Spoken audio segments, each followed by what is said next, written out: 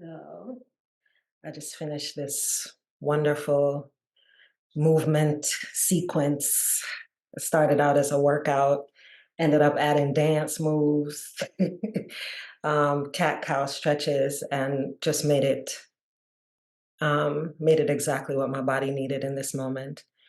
And about 20 minutes into that, I said, when I'm done, I'm about to come on here and talk to you because this is mm, just really another savourism experience.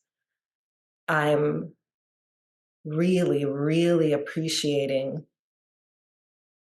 how my life brings me to things that have always been there. These are ancient knowings, just like unschooling. I thought we made it up. I didn't know anybody else who was feeling into what me and Chris and Marley and Sage were feeling into. And then it turns out, of course, that's a whole ass thing that people been doing from whenever.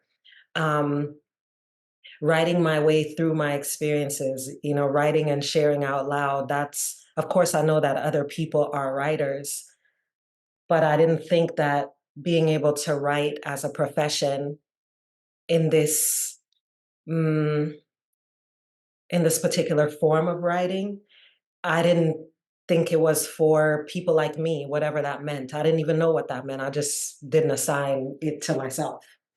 Um, but as it turns out, going from blogging to ebook writing to helping other people write their things to writing about what I'm experiencing to gathering people around whatever showed up as people read what I wrote and shared what they had written and what they experienced, to podcasting, which is very much a form of writing.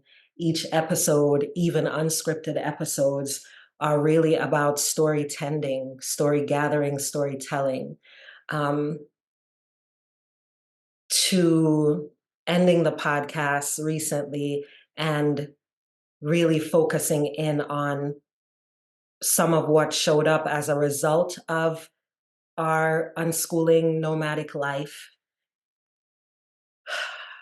and how that affected individuals and communities across generations, not just children, not just their active youngish parents, but also elders, and not just in relation to parenting, but in all relationships. I started to see my life and my experiences and the people around me on the other side of a certain point in the journey. Um, Children are older than when we started. For those of us who are parents, we are so much more experienced as individuals. We've come across different people and experiences that have shifted our mindset. We've had our hearts broken in different ways that opened us up to softness in some areas and toughness in some areas, boundaries that we weren't able to create before. We stopped people pleasing for some of us. We started more self discovery. We are willing to be more present and more honest in our relationships with ourselves and other people.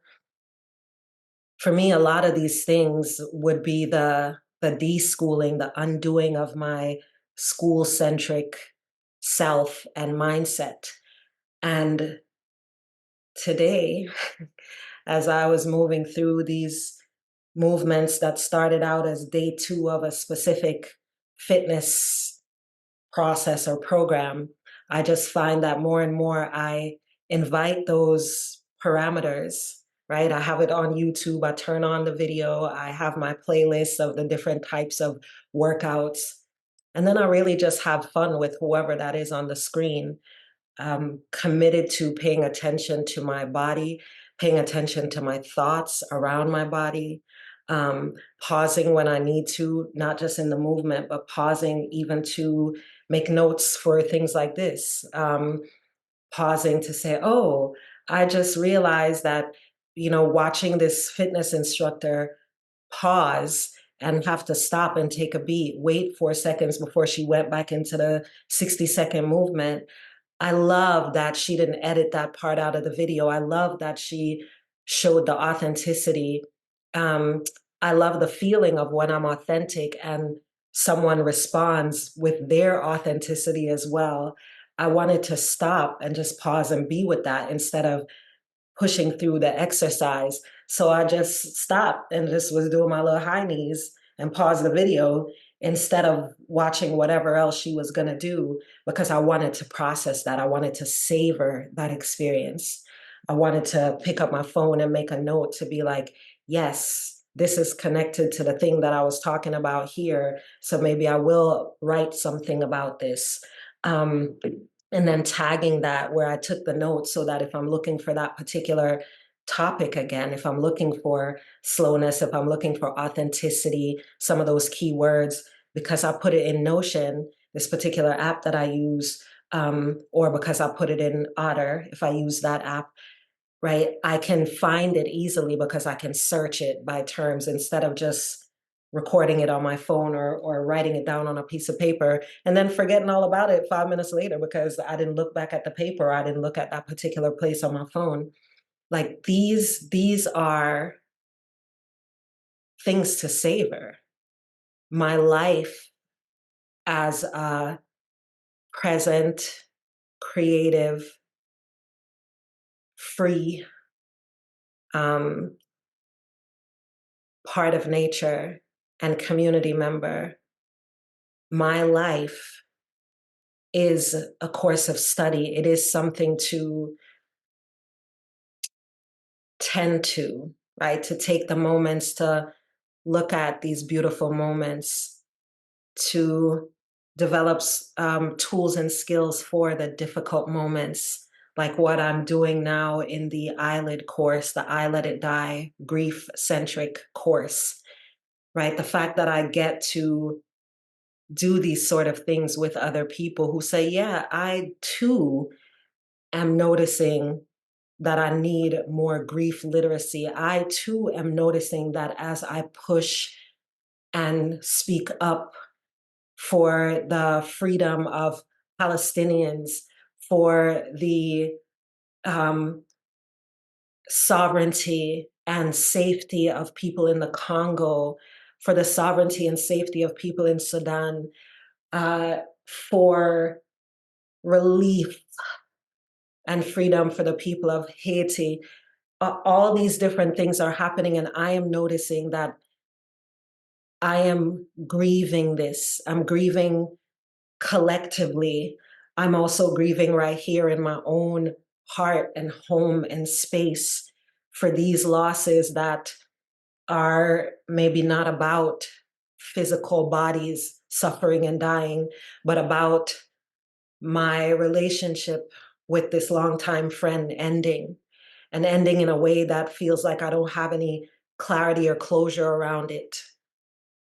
I notice that I'm grieving because this thing I loved to do for so long, I don't even care about it no more. I don't want to do it anymore, but I'm not quite sure what else I want to do. So the gap, the void, the ambiguity is causing me grief.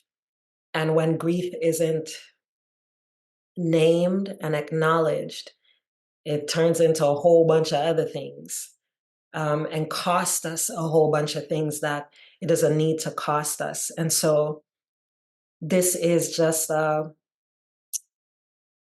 personal note out loud about gratitude for the capacity to savor my life, to be in these moments where I'm I'm feeling so present. Yes, I have a day planned that goes ahead, but right now in this moment, even right as I was moving my body and getting in relationship, I wasn't, as I was talking to a friend about yesterday, I wasn't exercising to change something about my body. I really feel like I can honestly say I don't do that anymore. I don't exercise to fix or change my body. I move my body in deliberate, intentional movements and sporadic, intuitive, whatever movements, so that I can have a mind body connection that is stable, that is conscious, like I'm aware of how I'm seeing my body. I'm loving on it with movement and words and thoughts. I'm appreciating that I'm getting stronger without mm, punishing myself, even mentally, for not looking like how I looked 10 years ago, 5 years ago. I don't know. These are results of being able to savor my life as opposed to keeping up with a pace where it's like, well, okay, I'll work out from this time to this time, and then I have this and that, and then on Fridays I'll relax and mm-mm. In the middle of each day, in the middle of each moment, here's the part where I'm asking you specific things now in relation to what you just heard. Do you have space in your life, right? When you maybe you go to bed the night before and you might have a plan for what you intend to accomplish the next day. Is there space in there while you are doing each thing, not in between each thing, while you are doing each thing? Is there space in there for you to slow down the pace so that you can pay a little bit more attention, not just to what you're doing, but how you feel about what you're doing, how you feel about what you're about to do next, how you want to feel as you're moving through your day, because these moments make up your life. These moments directly impact your capacity to be in healthy relationship with anyone, not you, with anyone else, and also with yourself or yourselves, the different versions of yourself. So if you are not feeling like you have space while you are doing each thing you're doing in your day, you need a saver complex. You need to be able to tend to excavate and allow for these moments and times in your life, real time. You need to face your pace. You need to face your pace and then decide what you're going to do about it. Because I got to tell you that the benefits of being at this point in my journey in my mid to late 40s as a long-time entrepreneur, a multi-decade entrepreneur, um, of a small business that isn't meant to scale up and out and is very much intertwined with my personal life and ways. It's not a product. There are services and occasional products, but it's all actually me. I know the life of hustle and struggle and make it happen. And okay, great, I'd have made some progress. So now I gotta make some more progress. Now that I'm in this window of progress, how can I maximize the shit and work as hard as possible while I have some attention or some money or some whatever? I know that life. And some aspects of that led me here, and some aspects of that almost cost me this slower life. So, back to what I was saying at the top of this about how I love that my life brings me into old knowings that I didn't know were old knowings. Unschooling was one example, and another example more currently is slow living. I didn't know that what I happened into quite organically has a term, slow living. And I know that slow living, in the really cursory research that I've done over the past couple years, was like some derivative of the slow cooking movement and had something to do with origins in Italy around slow food. Um, but my more current context to it is specifically seeing Black women talking about slow living and feeling like so hype, watching us come into that for ourselves. and recognizing how that showed up in my own life of being like, wait a minute, I want to savor. I want to be able to acknowledge harm where that has happened in my life. And it turns out that's what I'm doing. And then to detangle myself from that harm, seeing myself outside of the situation, and then determining what I want to do with that. Like that's what a saber complex allows us to do, to acknowledge, to detangle, and then to evolve it, right? Like to really be present with what has happened and use that, not to focus on regrets, not to work harder, but to face the pace and say, okay, do I want to continue to work and live at this pace? And if the answer is no, how can I begin to slow my life down today? Not 3 months from now after I make a big plan, but today. And one example is to be in relationship with my physical body without trying to change it, to work out and work in and work it out and work it in, where I'm really focused on what feels good in the moment, what feels challenging in the moment. Um, am I going to push through and push into something, or am I going to slow down and watch how I reacted to that and use the wisdom from that, record that shit for myself, for my own personal journal, and be like, yeah, when I did the move for the 15th second and that shit hurt, I started cussing her and I wanted to turn it off. And I got real frustrated with myself and I started slapping my leg. Maybe the whole purpose of that workout was for me to sit here and think about why I did that and why I get so frustrated with myself and everybody else when something is difficult. Let me spend a little bit of time with that. Let me just lie back on my mat and just like listen to a fucking song and feel into that. And then I might come back and move into the workout again, or I might dance for 10 minutes because I don't even want to see this person I was doing this workout with. Like that's an example of savoring an experience and being able to use the education from that to continue to learn yourself and unlearn certain habits that no longer serve this version of you.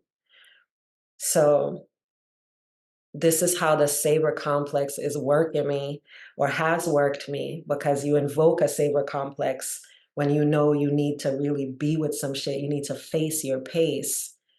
And then you come out of that, get into practice of the slower pace, and come back into a saber complex. So you could be like, okay, what did I learn? Okay. So if you are interested in more conversations about facing your pace, you got to come over to my Make It Happen family right here, where we have these conversations and I share things like the eyelid course, where we go deeper into things like grief tending, especially grief that doesn't have a focus on physical death, but metaphorical deaths, relationship deaths, identity deaths, the death of expectations, these things that we grieve that we don't often have space and names for. So these are the type of conversations that I'm into and having, and I'm inviting you to be part of that. Here in the comments, let me know what stuck out for you, what happens or what has happened if you've ever faced your pace, or are you willing to do that now? Let me know. And if you're trying to do more than let me know, come on in to my Make It Happen family, where those conversations are live and direct. All right? Peace, love, and slow down.